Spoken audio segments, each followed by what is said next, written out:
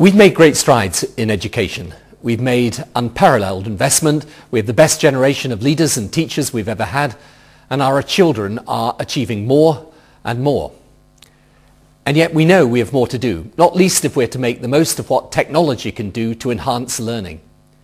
During the last 10 years, we have seen technology transform our lives, the way we communicate, use banks, seek entertainment, book holidays, do our shopping. So it's right that it is starting to transform our schools. In our best schools, ICT is liberating lessons, shaping them to pupils' attitudes, bringing museums, galleries, archives to the classroom, enabling international school exchanges to become weekly rather than annual events. ICT is also linking school and home as never before through 24/7 online communities. Yet not every school has harnessed these possibilities. 1 in 6 schools use ICT truly effectively. Many more are making good use of ICT, but can do so much more than they do.